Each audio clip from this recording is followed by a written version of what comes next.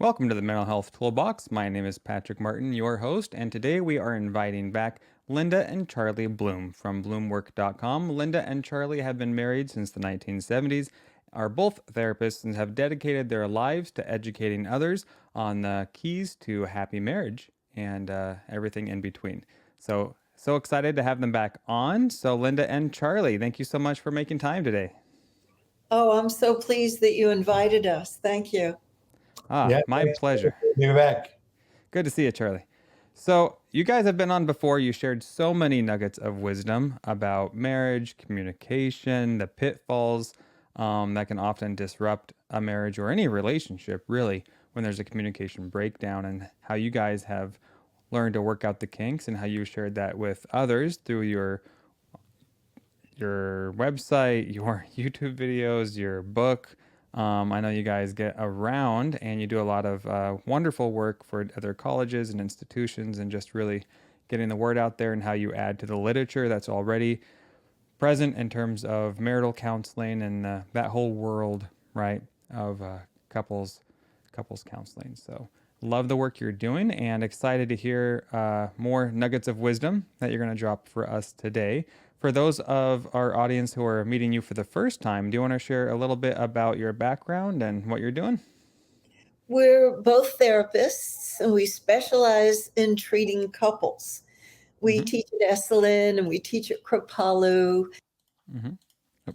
5 books so far, and we're working on another one. But this most recent one, An End to Arguing, is because over the years that we've been working with couples, which is more than 4 decades now, we find that people don't handle differences very well. They get reactive, they clam up, they withdraw, they're conflict avoidant, or sometimes they get triggered and they act out, they say things they're sorry for. And so we wanted to give like a primer, and it's 101 very short chapters that go right to the essence of what we can do to up-level our game. And so we can be in relationship in a way in which we respect the differences and learn from them rather than be aggravated by them. Right. I love that, which is what we all want, right? We sure do. All right. So we've talked about before what are some of the common pitfalls of a healthy relationship, a healthy marriage. But specifically in your work, you talk about 2 other vital points, right? You wanna share with us what maybe those 2 oftentimes missed concepts of a healthy relationship or marital counseling entails?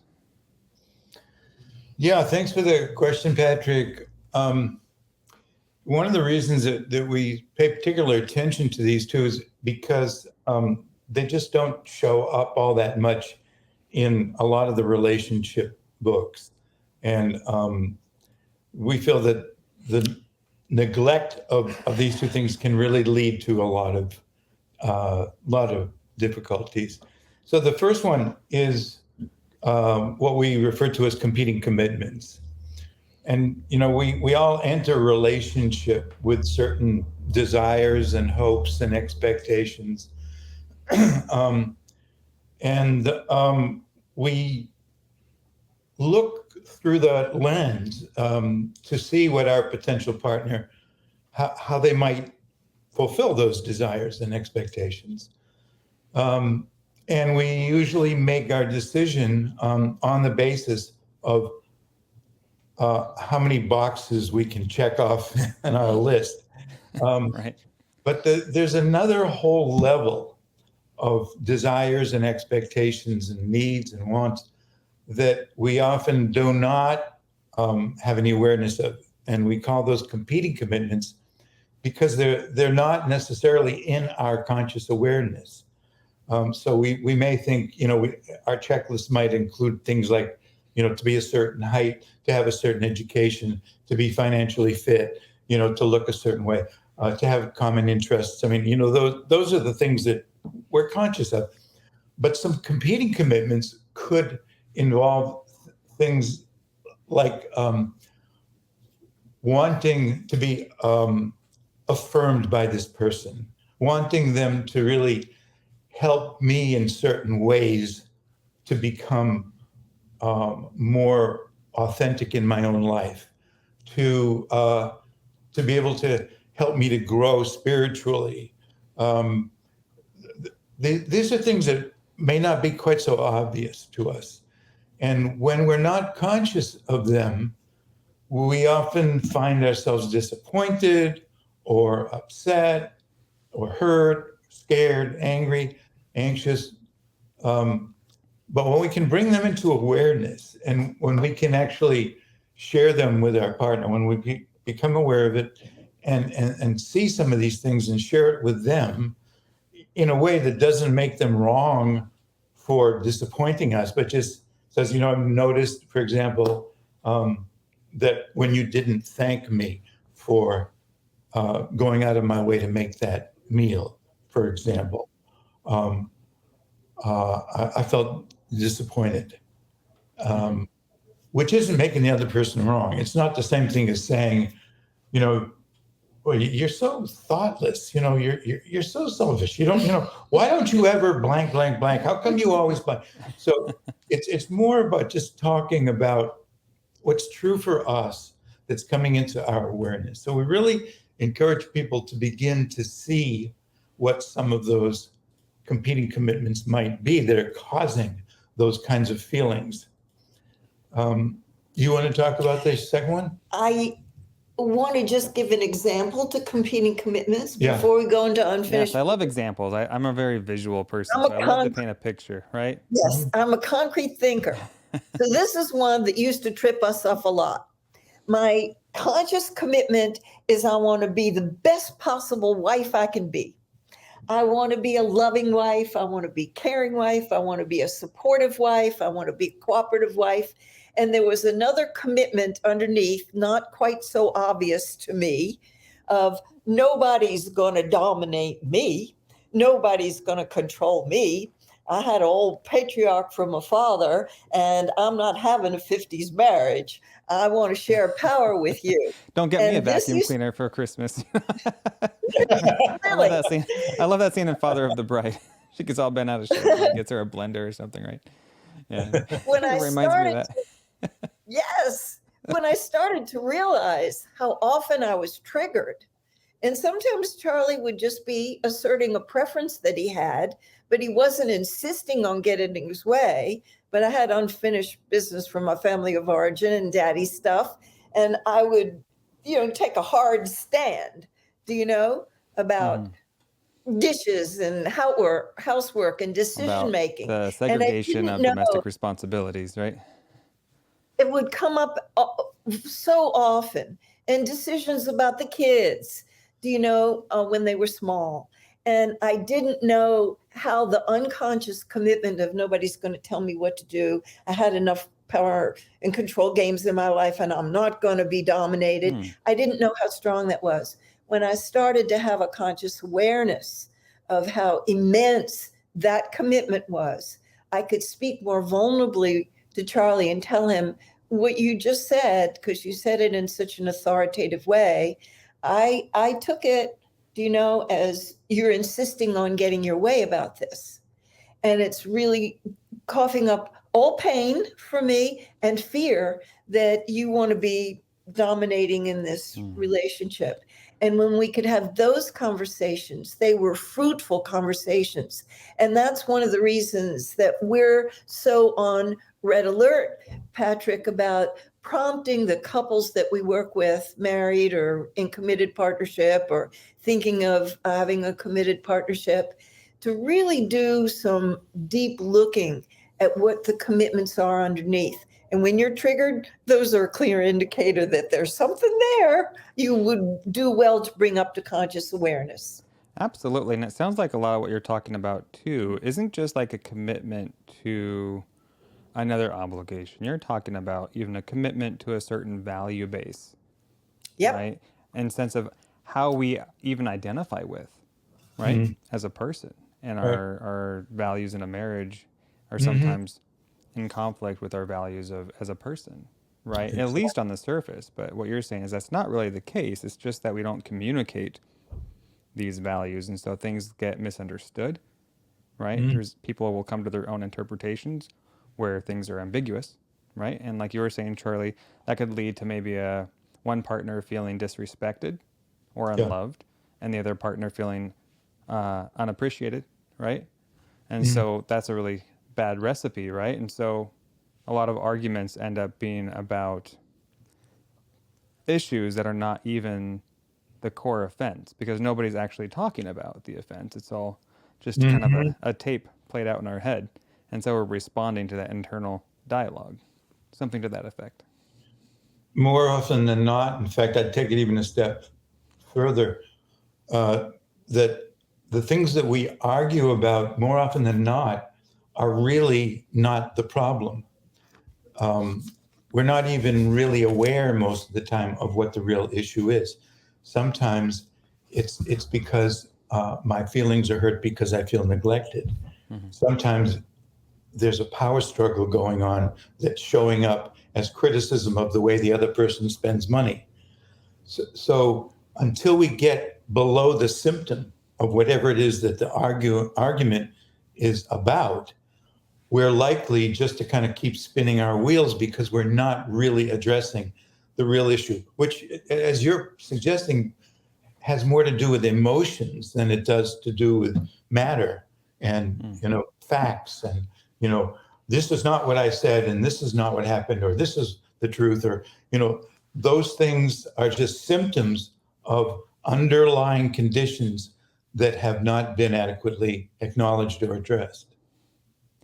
And fortunately, we get a lot of opportunities to address them because Right. they'll just keep coming up and coming up and coming up. And so the unfinished business, do you see, when we try to put those away, try to put them out of our mind, we don't want to discuss it, we put it in the denial zone, those will keep coming back to haunt us and to enliven us. And particularly if there's a lot of emotion connected to it, we know that we are being demanded upon to finally dig in there, lean into the challenge, and address it. Because the unfinished business doesn't go away. Whether it's unfinished business from yesterday or last week or last month, or whether it's unfinished business from a former adult relationship or our family of origin that is unfinished. When we find strong emotion, strong fear, strong anger, strong sadness and disappointment, strong hurt and suffering, those are all indicators that there's something that has not been adequately addressed yet. And I'm very fond of the phrase in our field, in the field of therapy, of it's hysterical, it's historical. I love that. Forgot about that one. Yes. Of the hysteria, it's probably old business where we were, captive in our family of origin, and the big giants had the power. And some old unfinished business is being activated again. Thank goodness our partner is touching that sore place so it can finally get healed.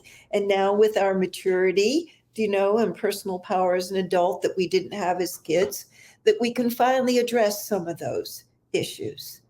And they'll keep coming back until we finally deal with them. Yeah, thank you I love the reframe, instead of focusing on the recurrence of arguments as a bad thing, you're saying it's an opportunity. That's right. It's an opportunity to get it right, to get that closure, to get on the same page. Growth waiting to happen. Growth waiting to happen. I love it. Right. Yeah, that's absolutely. Right. So that begs the question, at least in my mind, what prevents people from getting it right the first time and just moving on? The first thing that comes to my mind when you ask that question is that within us, human beings, there seems to be a tendency to want to avoid pain and to move towards pleasure. And so what it requires in order for us to get it right is to be able to learn from the experiences that we're having that are not producing the outcome that we want to have. We call those mistakes sometimes. And what learning requires is the willingness to allow ourselves to experience the pain that comes from disappointment, failure, anger, insecurity, fear. I mean, it requires us to kind of experience feelings that we do not want to have. And so there's this natural predisposition for all of us to want to resist or avoid or deny unpleasant feelings. Wait, or Charlie, feelings. so you're saying that confrontation is uncomfortable? Well, yeah, it could be the feeling that comes from confronting somebody or activating their reactivity towards us, or hurting somebody's feelings, which causes us to feel guilty. I mean, there's all kinds of things that prevent us from really leaning into the experience that we're having, which prevents us from learning. So we keep repeating the same forms of resistance to going into the experience, which prevents us from learning from it, which prevents us from making changes that break and interrupt the cycle, the pattern of repetitively getting in. Because so many of the arguments that people get into, they're repetitions of the same argument, different, details, but it's always about the same thing. So if we can't learn from something, then we can't put in a correction. And that's how we get into these cyclical patterns. And that's one of the things that our book, An End to Arguing, is about, is how to break that cycle, that pattern once and for all, so that we can learn what there is to learn and then implement that in the relationship, make the shift, and that dissolves that unhealthy systemic. And what I would add to what Charlie's saying is people are unbelievably pain tolerant. Yeah. They could live with so much discomfort. And one of the missions of our book, An End to Arguing, is appeal to people to lift their standard up. Do you know, to go for the gold, we call it. And a lot of even therapists in our field say you're better off if you lower your expectations. And we don't believe that. We want people to reach high. We want people to have great expectations about their relationship flourishing and bringing out the best in each other. And it's okay to have a grand expectation as long as you've got intentionality to match. You don't expect your relationship to bring it to you on a tray. Well, you earn your way into a blue ribbon relationship. And so the appeal in the book is you don't have to just keep having these same arguments over and over. That's a hotbed of good material for you to understand each other and learn from each other and respect each other and grow and raise your expectations, but then roll up your sleeves and get to work to manifest it. I don't know, Linda. That's a pretty disruptive idea. It's revolutionary thought. Good enough,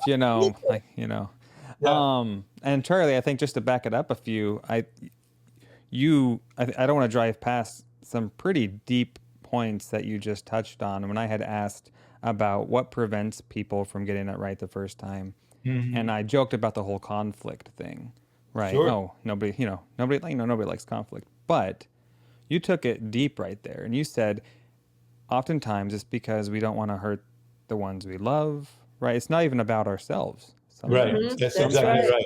Yeah. We aren't trusting.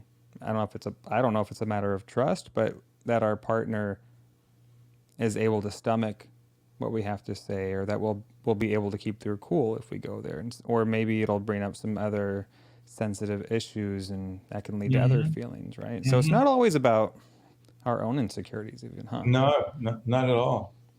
Sometimes it comes from a place of love, the avoidance. Yeah, it does. Yeah, love and compassion and concern for their well-being, but we're not really serving them if we're perpetuating that cycle. What would really serve them is for us to be able to communicate in a respectful, non-judging way what we're experiencing, what we're needing, maybe even to communicate an apology if we see that we've done something that could be hurtful, to be able to forgive ourselves, because sometimes we are going to say things and do things on the spur of the moment, on impulse, that we regret 10 seconds later, or maybe we regret 2 days later. But it's never too late to apologize. And people underestimate the value of apology, a sincere apology. I don't mean something like, well, I'm sorry that you feel that way. Not an apology. Not an apology. But a genuine, sincere apology can make a world of difference. It can take the tension level down to a manageable degree, and for the other person to accept that apology, and for the apologizer to be willing to accept whatever that other person, however they respond. Maybe they're not ready to accept your apology right now. Sometimes, some of us think, well, I'll apologize and, you'll accept it and let's move on. Well, not necessarily. I mean, that's like taking the apology back, right? It's like, yeah, here, I'm giving you my apology, but if they don't receive it warmly, then you're like, oh, fine, then I'll take, you don't get to have it, right? Exactly. Yeah. So we've got to be, willing to make ourselves really vulnerable. And it's the fear of that vulnerability, which means to subject ourselves to the possibility of injury, emotional or physical. That's what vulnerability means.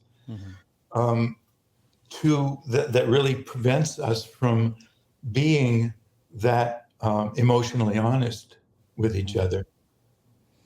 Right. So vulnerability, humility. I'm hearing a lot of courage. That's right. That's the bottom line, is you've got to have courage to be able to do any of these things. And courage isn't something that some people are fortunate enough to be born with. That's right. Courage is something that has to be cultivated. And even the most courageous people that you know or know of have not always had that level of courage. They've cultivated it. And I think one of the most important questions that anybody who cares about relationships or humanity can ask is, how does one cultivate courage? Because courage is needed for everything that matters in your life. Isn't that the truth? Absolutely. Yeah. And courage is not the exception to fear, right? It's the prerequisite. I mean, fear is a prerequisite to courage, right? Courage is, in our view, courage is the willingness to proceed in the face of fear. You can't develop courage without fear.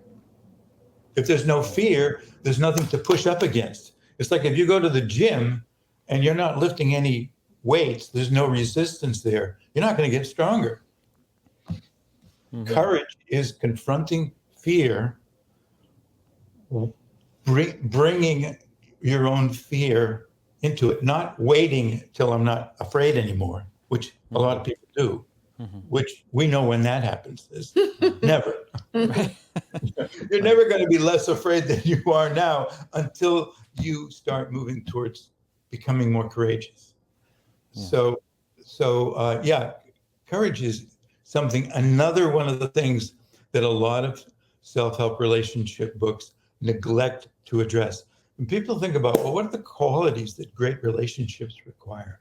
And, they think of things like caring, love, compassion, commitment, loyalty, these things that are obviously important, but they never or rarely think of courage. We put courage at the top of the qualities list for healthy relationships. Wow.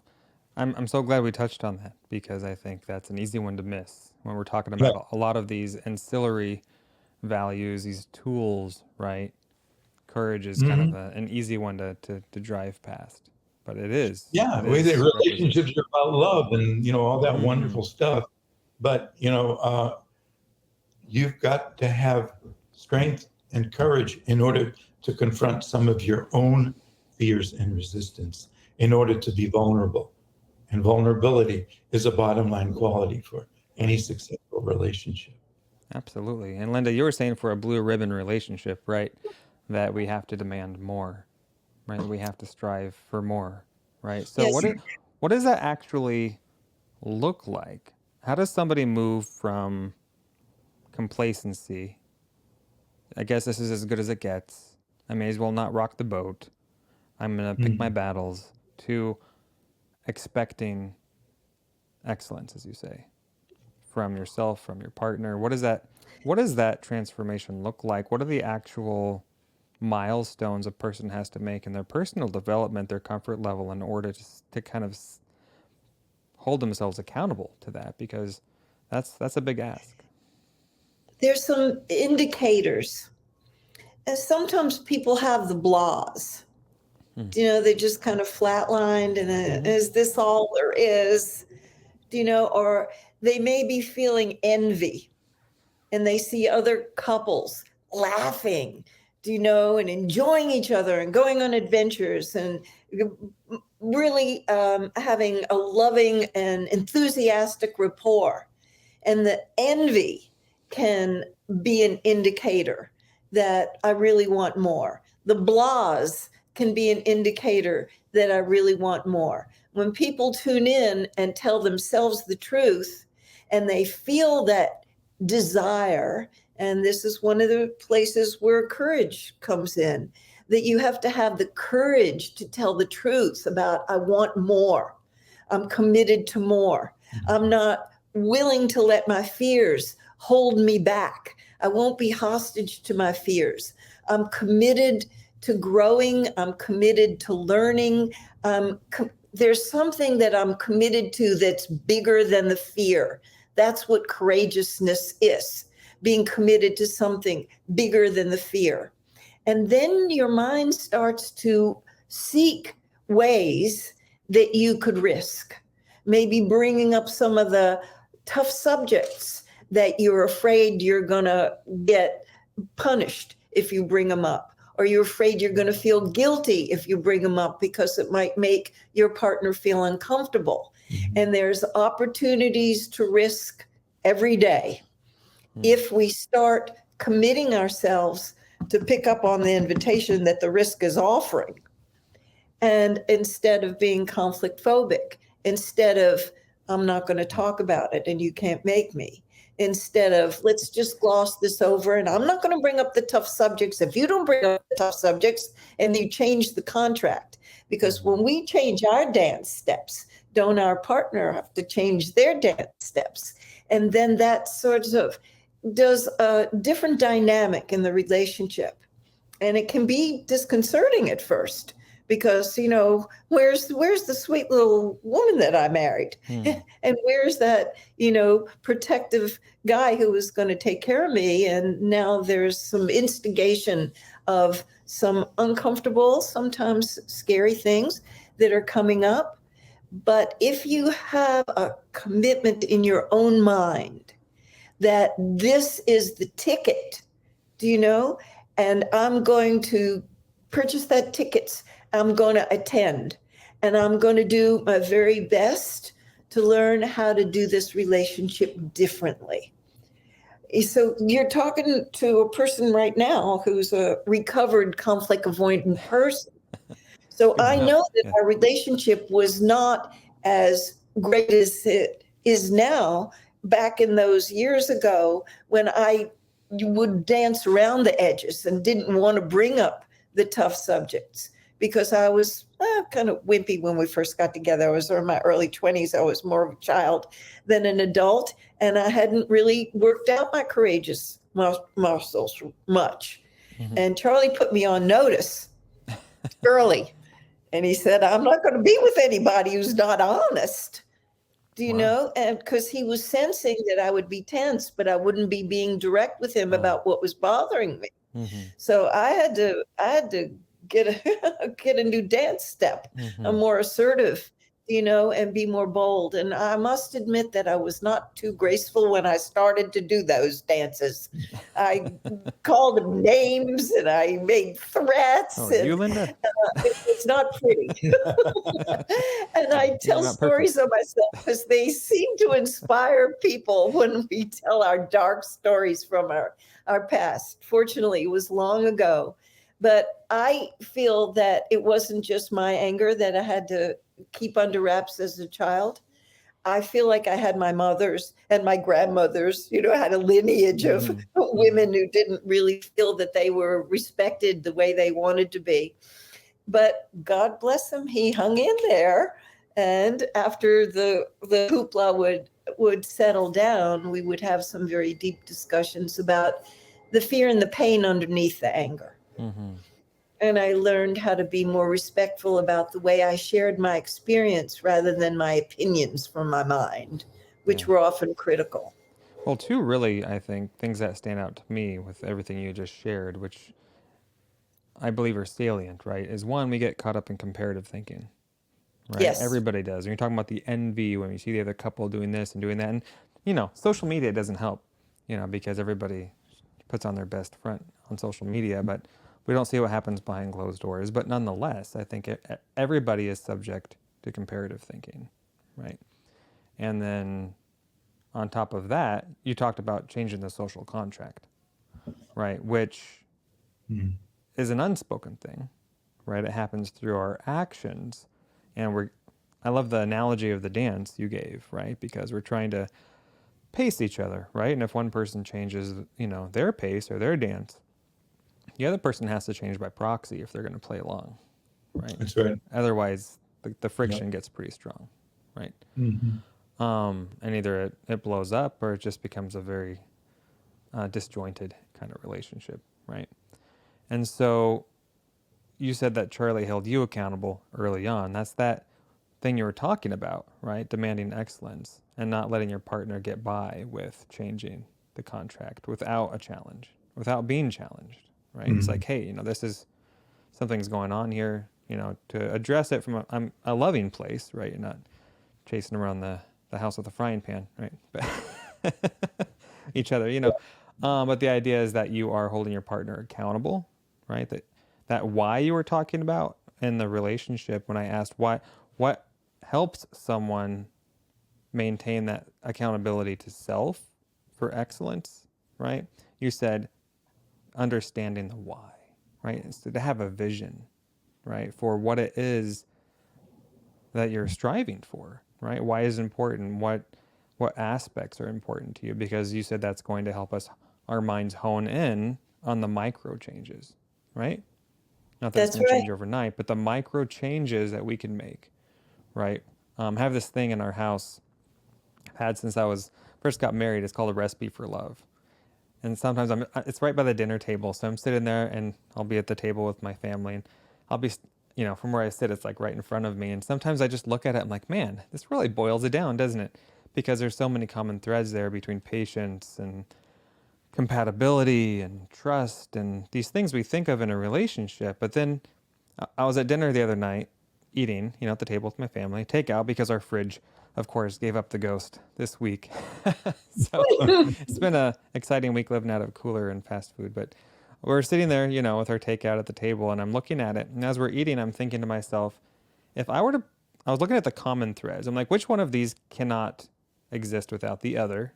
Just kind of a little game I was playing with myself. And I was thinking of like, romance can't really coexist without compatibility, right? And trust can't exist without respect, you know, and these aspects. But then I took it deeper and I was thinking, how do you put action items to these? Like if I wanted to have more trust in my relationship or more compatibility, what could I do tangibly to work on these kind of like what you're talking about is as we envision what we want in a relationship, it helps us kind of operationalize the things we can do, the micro things, how we can be more present, how we can be a better listener, how we can share more, how we can, etc. You know, how do we, in our behavior, exemplify these values, right?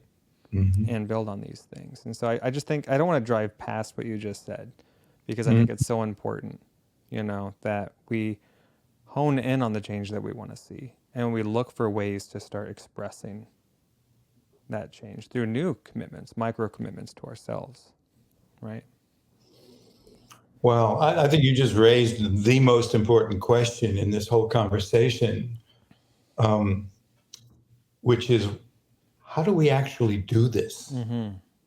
What are the mechanics of being in the process of what we refer to as transformation? because we are transforming, not only we're looking to transform not only this relationship from something that is ordinary to something that's extraordinary.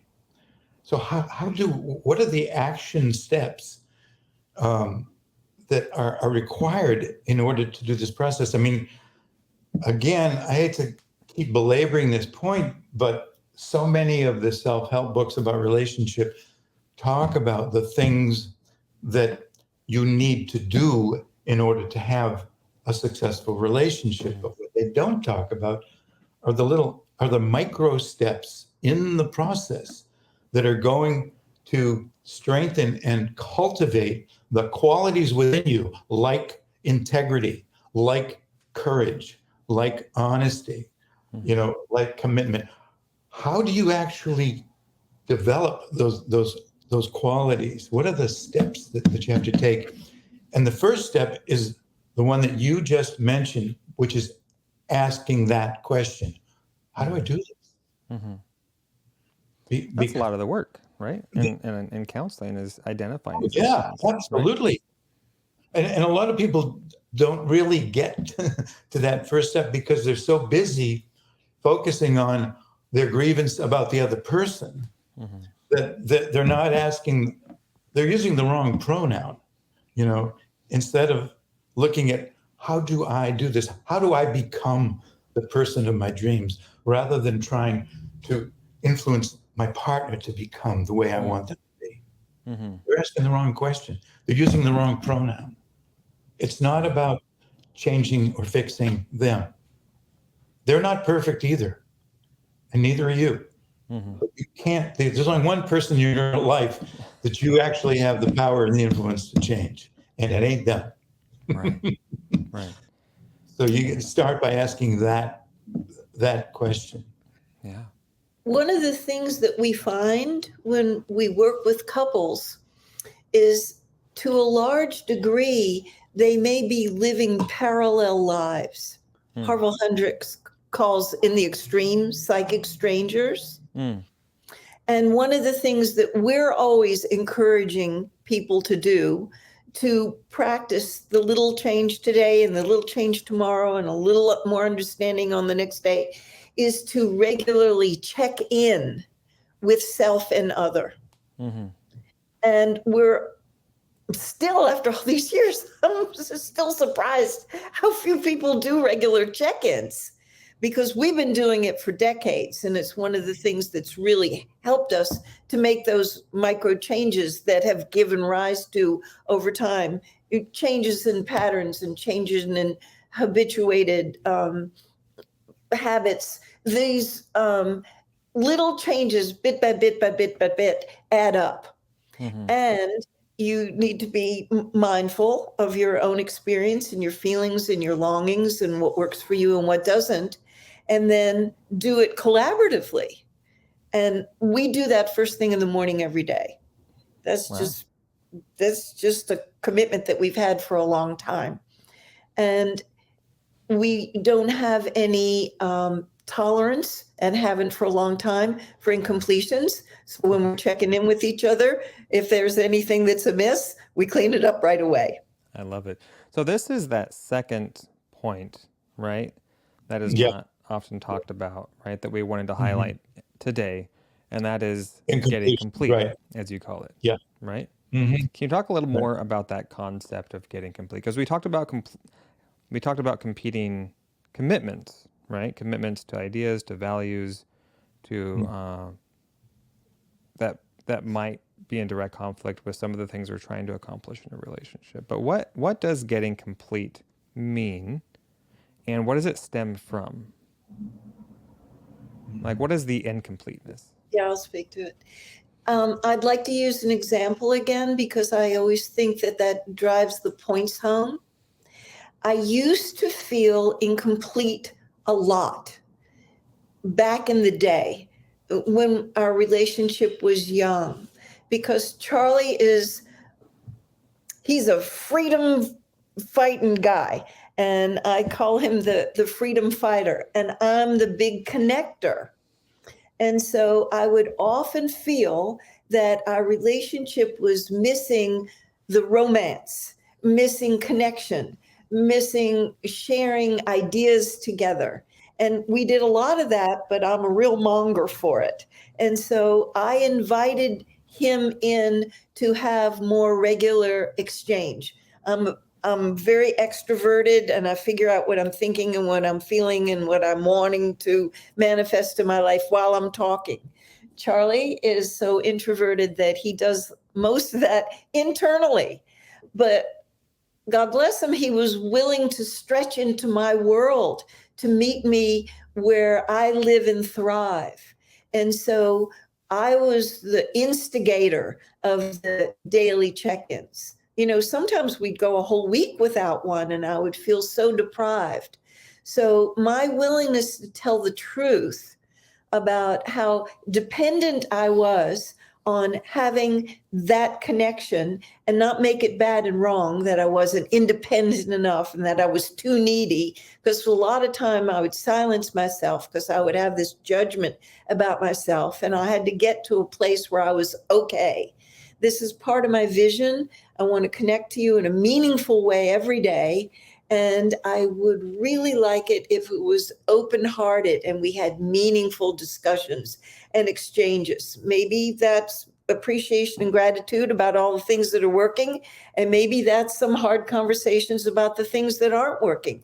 But I want us to get real with each other. And our relationship took a big jump forward, a big jump into the thrive zone, and stayed in the thrive zone rather consistently when I felt like I had this very deep core essential need of mine met.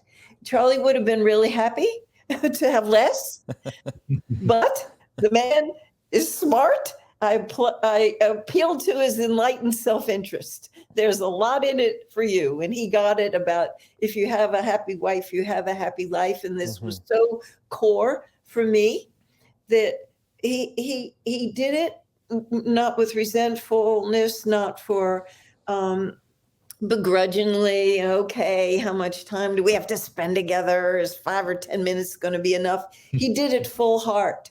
Because if he didn't do it with his heart in it, I would feel that, and it wouldn't satisfy. That was drinking salt water. It didn't slake my thirst. But it was a profound way that he showed respect and honor, and love and caring to me, that I wouldn't feel neglected or deprived or ignored. Wow. I'll be grateful all my days for that's so wonderful. And so you're saying that it came down to prioritizing, hell or high water, that there would be a daily touch point, right? Where you guys would get on the same page. What was the term you used? It was not just check in with each other, but like connect. Connection. Right? Yeah. We have daily connection. Daily connection, right? I call it cuddling meditation because we do it in bed in the morning first thing. I'm a cuddler. Cuddling meditation. I like that. Yeah. Yeah. So I'm curious though, on these daily intentional connection points, was there always an agenda, in terms of things you wanted to like talk about, or is it more just kind of a free space to just connect? And if there was something to bring up, you had the space to do so? More the latter, I think. More a space that invited us to share whatever it was that was up. Now there are often times when there is something up for one of us that we're aware of, and we bring that. But what I have found personally is that I, more often than not, when we have this time, would just take a few moments just to kind of get present with ourselves and with each other. And whatever is there, one of us will start. And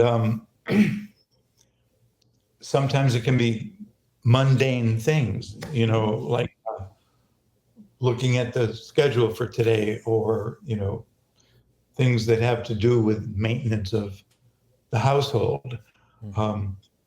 But sometimes it can have to do with things that are very personal to one or both of us.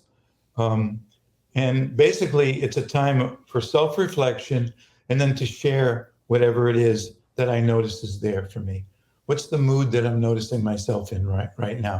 What did I wake up with? Was there a dream that I woke up with that I want to share? Was there a desire that's there? So it's basically an uncensored, unfiltered expression of whatever it is that's there for me. And so as I share that, then the other person, Linda, will do the same thing with herself in response. In hearing me say that, she might say something like, well, what that triggered in me, or what I noticed in me in hearing you say that was this. And so she'll then respond, from her experience. And then that's kind of the way it goes. One experience will activate another person in some way, and then they will respond. And then it'll go like that until, we get to a place where we both feel like, well, that feels pretty complete for now. We're not looking at, solving all of the issues, fixing everything. We're not looking at, once and for all, let's get all this stuff handled now. It's not a laundry list. Looking at creating a mutual understanding for now, feeling more complete, not unconditionally complete, but it feels a little clearer now. And we always have plenty to say. Yeah. We never run out. Especially Linda. We both read a lot. And so we discuss things that we're reading. And I read the personal growth books and, the self-help books, all the ones about relationship. And I'm passionate about those. And so I give Charlie the short version, and it saves him from having to read them all. And he reads a lot of things that are politically oriented. So he gives me the distilled version because I'm not as enthusiastic about that. And we talk about what's going on with us, things that we're visioning, things that we're, wanting to experience, places we want to visit, international destinations, who we want to be with. And there's always so much to say. We don't have any topics that are off limits. Yeah, I just want to say something also, practical point here. For those viewers or listeners who are wondering, well, geez, this could take a long time. This is a lot of stuff. Generally, I would say that the time frame that we're talking about is, maybe between 10 and 20 minutes, would you say? Yeah, short, but frequent. Yeah. Consistency. And there's always some appreciation and gratitude there.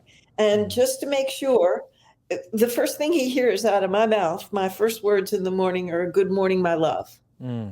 So he is safe and secure that he's in good standing. Gotcha. Even if there's some out that needs to be addressed, that's the lead in. That makes a lot of sense. You don't come out swinging, right? Difficulty, and the end with "Thank you for listening to me," and thank you for caring enough to show up here. Appreciation, And validation.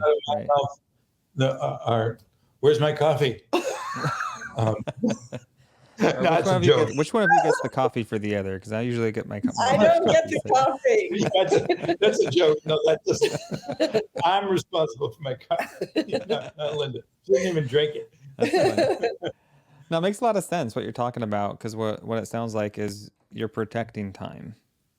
You're protecting time to both connect and create an open mic, right? For anybody that wants to open up a conversation and potentially close loops. And even if the intention isn't to close loops on prior discussions or points of contention, the aggregate, right? Because you're spending time together every day, you are naturally going to close more loops just by spending time together without judgment, without stress, just the time. And I think starting the day that way makes a lot of sense. That's what we try and do for sure. That's our coffee time in the morning, 20, 30 minutes. Sometimes we can squeeze in a 30-minute walk Yeah. together before the kids get up, and then we can, get that out of the way. Mhm. And that does make Good. a world of difference, in my opinion. And I know that when we miss those days, That's my we feel it. favorite part of the day. Yeah, Yeah. same here. Favorite part of the day. I'm already having a great day. That's right. That's right. So, One thing I want to make sure that we say, because I think it's really important, is that for us, our relationship is the hub of the wheel. Mm-hmm. All of the other spokes from the wheel, our work, our activities, our interests, even our health, these are all very, very important aspects of it. mm-hmm. But what it all hinges on is the health of the hub of the wheel. And our highest priority is to become increasingly more aware of and responsible for promoting the healthiest hub that we can create. And here's the caveat: without compromising or sacrificing our own needs and our own well-being. And that's the challenge of all relationships, is to be able to be absolutely, unconditionally committed to promoting goodwill and well-being in the core of the relationship without neglecting your own personal needs. That's the essential challenge. That is gold, Charlie. Absolutely. It all begins and ends with a relationship, and everything is hinged on that, as you say. And this makes sense while you're talking about both competing values, then competing commitments, Yeah. and closing these loops, right? Getting Right. complete, is because it is a dance between the two, right? And if you have competing Yeah. commitments, those won't be resolved unless you're talking about things. And you can't talk about things if you're not spending quality, quiet time together. Bottom line, that's right? bingo. That's it right there. You just So nailed one it. is really contingent on the other, right? Because Yeah. if you I think there's a lot to say for right place, right time. And so if you bring up an issue in the wrong context, wrong time, without reading the room, it could backfire, right? It will Timing be is everything. unfruitful. Timing is really important. Yeah. And the way, not just the words, but the way you express it. Because how many couples are like, they make time for everything except time for each other, and then Yeah. it's like it's not intentional, but life has a lot of demands, whether that's Oh, yeah. kids, family, work, etc. The Continually. calendar only has so much time, and if you don't protect That's right. time, then something else will demand it, right? And so a relationship exactly can really right. get squeezed if we're not careful, right? And these things you start having these compiled, unresolved issues, as you say, or open loops, and then over time that will be the weakest link, I imagine. Yeah. When I'm working with couples who have neglected their relationship, and the children are getting their best energy, or their work and their children are getting their best energy, sometimes it can be their spiritual practice or their volunteer activities, but the relationship is what I refer to as the failure to thrive baby in the family. And I particularly use this for parents because they know exactly what I'm talking about. That if you don't feed that baby and love on that baby and coo on that baby, and you don't clean that baby's diapers up by getting complete, with the dirty issues, that baby is not going to thrive. And when people start to connect the dots, that the relationship is a living, breathing entity, and they start thinking of the tender, innocent, vulnerable child, and they start to take care of it, the relationship begins to thrive. The baby gets chubby, and the baby's laughing. Yeah. Chunky thighs. Love it. Yeah, that's a great analogy. Makes a lot of sense, right? In terms of prioritizing, right? And as Charlie said, it's the hub. And if the hub isn't up to par, then everything else is going to suffer over time. That's right. Even if you prioritize the other things, they're still contingent on the hub. Yeah, running at its best. Right. And so it's easy to do ourselves a disservice by not paying attention to what's being neglected, right? Yeah. There's always time to make time, right? Yeah, it depends upon your priorities. Yeah. There's always time to make time, in the sense of like being intentional and doing things on purpose, for a purpose, and protecting the things that we know are of the highest value. I don't think anybody means to deprioritize what's important. They just get confused because they get pressured and they get stressed, right? And they don't have time to take stock, or sometimes we forget to take stock. Well, I think another thing, Patrick, is that they fail to recognize the value of what can be created when you have a solid relationship. Most people don't realize, as I didn't for many years, the difference it can make in your life by focusing on this one thing above just about everything else. Again, with the caveat, without neglecting or denying your own needs personally too.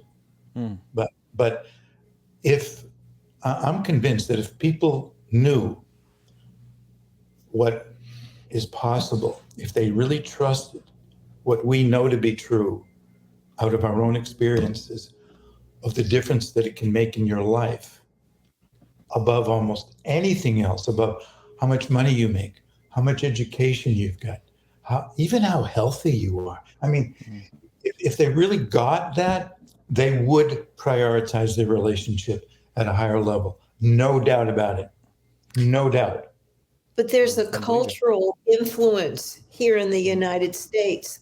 And we've seen, because we're privileged to be able to teach in other countries. I saw, that's so and fascinating. see that they don't have the kind of competitive orientation and the money madness. Do you know where success is defined as status, money, and power and influence?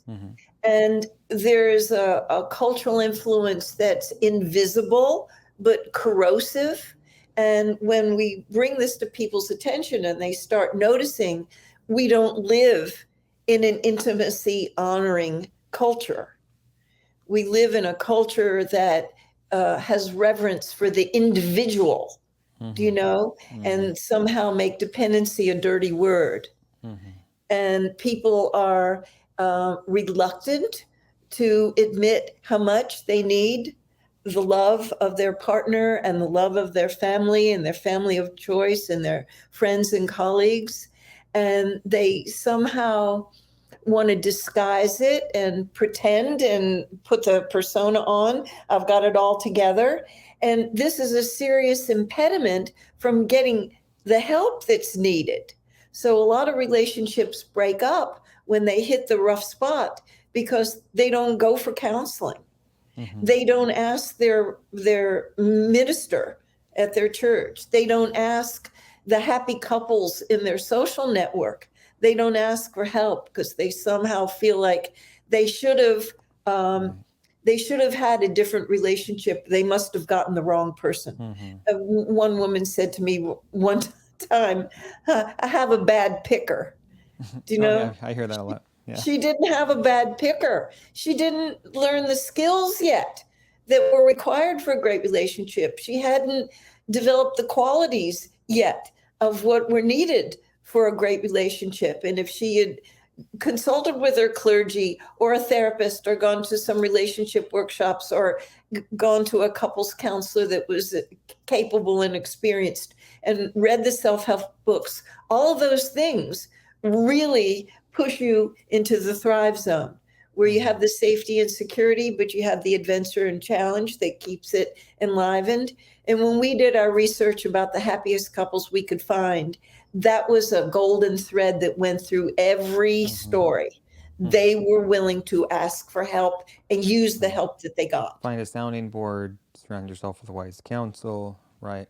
Surround yourself with people smarter and older and wiser than you. That's right. My one caveat to that advice would be, it's you can always sharpen a relationship, right? You can always sharpen a relationship. But I think for any of those listening that might be caught up in a really toxic relationship like domestic violence or something like that, definitely sometimes there's the exceptions to the rule, right? Right. Not, and that's definitely something, all the more reason if you find yourself in a challenging relationship like that, definitely make sure you're getting counsel, because any kind of shame, like you said, shame in a relationship, shame about admitting that you're struggling, only further isolates you. And so make sure you're asking for help, no matter what, the situation may be, that you're getting wise counsel and support in your situation, right? I'm glad you're making the point about not every relationship deserves to be saved. Well, there's some relationships that are so destructive and toxic. The only loving thing to do for yourself is to let go. Yeah. Well, I really, really, really appreciate all of your wisdom and taking time to be on the show again. And we just didn't get enough last time. We could keep just drilling this subject. I mean, there's it's like drilling for oil, right? It's like you move 10 feet to the left and there's like a whole other source there. And so I know we're still just scratching the surface, but obviously for anyone of our listeners who wants to learn more about the wonderful work you're doing, all they have to do is head over to bloomwork.com. Yes? That's it. We got all kinds of free stuff on our website. There's 3 free ebooks. There's over 600 blogs with Psychology Today, and our YouTube channel has these podcasts on them. So Bloomwork is where you can go to get some support to enhance your relationship and go for the exemplary one. Nice. Excellent. And this is your newest book, and Arguing? Yep. 101 Valuable Lessons for All Relationships, and it's a bestseller. Yeah. Excellent. And there's no shortage of resources on your site. I know we've perused it before, but I'm a big fan of learning by video. I'm a big visual audio learner, so I love to digest information while I'm doing other things and gardening and really just soak it in. So if any of you are visual learners, definitely check out their YouTube channel. Just so much wonderful stuff going on here. So I'll make sure I link all of that up in the show notes, and that way you don't have to do the work. I've done it for you. All right. Thank you so much, guys. Hope you're enjoying your visit to SoCal. Sorry you came during, on the back end of the storm here with Hillary and everything, and hopefully you have a safe, dry rest of your visit. So. All right. Thanks for inviting us. Yeah, I enjoyed the interview. Thank you, Patrick. Me too. It's always a pleasure. And of course, it's always an open invitation if you want to be back on. This is one of the biggest, if not the most important areas of personal development, is learning how to do relationships and do them well. So, yes. Again, every nugget we can get from you is well worth the time. So thank you very much for my pleasure sharing today. And you guys have a great day, okay? You too. Thank you. Bye-bye. Bye-bye.